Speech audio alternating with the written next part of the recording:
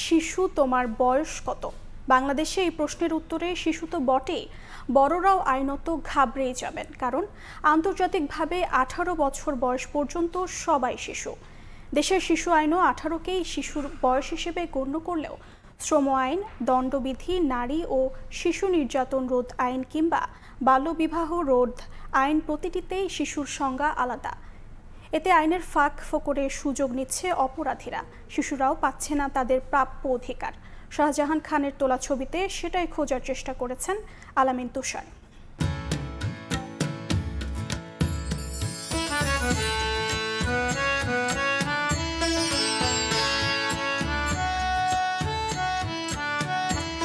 এসেছে নতুন শিশু, তাকে ছেড়ে দিতে হবে স্থান। কবির এই ভাবনা ছাড়াও রাষ্ট্র শিশুর জন্য বরাদ্দ রেখেছে বেশ কিছু আইন। বিশ্বে অন্য কোথাও শিশুর বয়স সংক্রান্ত সংজ্ঞায় এত বৈপরীত্য না থাকলেও বাংলাদেশে শিশুর বয়স নিয়ে আছে ভিন্ন ভিন্ন আইনি ব্যাখ্যা। বাংলাদেশ যেহেতু জাতিসংঘের শিশু অধিকার সনদ স্বাক্ষর করা রাষ্ট্র, তাই 0 থেকে 18 বছর বয়স পর্যন্ত সবাই শিশু। কিন্তু ফুল বিক্রেতা বা শিশু শ্রমে যুক্ত এসব শিশুর বেলায় এগিয়ে আসে শ্রম আইন। সেই আইন বলছে শিশুর বয়সসীমা 14 বছর, অর্থাৎ 14 বছরের নিচে হলেই কেবল সে শিশু। একই বয়সসীমা নির্যাতিত শিশুর বেলাতেও, কেননা বিদ্যমান নারী ও শিশু নির্যাতন দমন আইনে 14 বছর পেরিয়ে গেলে কেউ আর শিশুর সংজ্ঞায় পড়বেন না।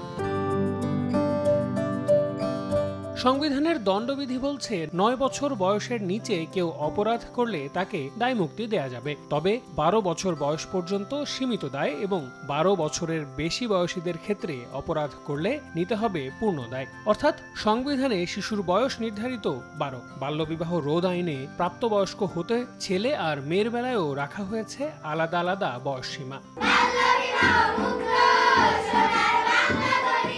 সরকারি বেসরকারি বিনোদন কেন্দ্র থেকে শুরু করে যানবাহনে ভ্রমণেও শিশুদের বয়সের এমন তফাৎ চোখে পড়ে হরহামেশাই। তাই তো প্রায় প্রতিটি সুবিধাবঞ্চিতের জানতে চাওয়া আইনের এমন ভিন্নতায় কতটা রক্ষিত হচ্ছে শিশু অধিকার।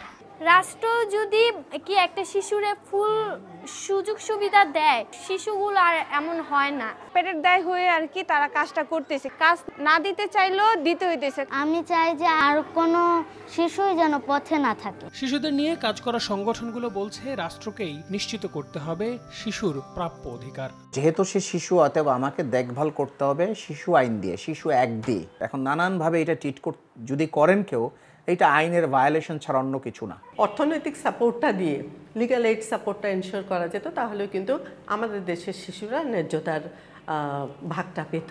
দেশের আর্থসামাজিক প্রেক্ষাপট বিবেচনায় রেখেই এমনভাবে করা হয়েছে শিশুর সংজ্ঞায়ন, বলছেন আইনজীবী। সবগুলো আইনকে ইন্টার রিলেটেড করেন, তাহলে কিন্তু এখানে খুব একটা সমস্যা নেই। ইন্টারন্যাশনাল মানদণ্ডে যে 18 সেটাই আমাদের জন্য উপযুক্ত এবং সেক্ষেত্রে কোনো বাধা নেই। এ বিষয়ে জানতে মহিলা, শিশু ও সমাজ কল্যাণ মন্ত্রণালয়ের উপদেষ্টার সঙ্গে দফায় দফায় যোগাযোগের চেষ্টা করা হয়, তবে সময় স্বল্পতায় তিনি কথা বলতে রাজি হননি। প্রতি বছর যে হারে শিশু শ্রম, শিশুদের উপর নির্যাতন আর পথ শিশুর সংখ্যা বেড়ে যাচ্ছে, তা চোখে আঙুল দিয়ে দেখিয়ে দেয় এদেশের শিশুরা ঠিক কতটা তাদের প্রাপ্য অধিকার পায়। এর মাঝেই আবার এক এক আইনে এক একভাবে শিশুকে সংজ্ঞায়িত করা অপরাধীদের এই সুযোগ আরও বাড়িয়ে দেবে তা বলাই বাহুল্য।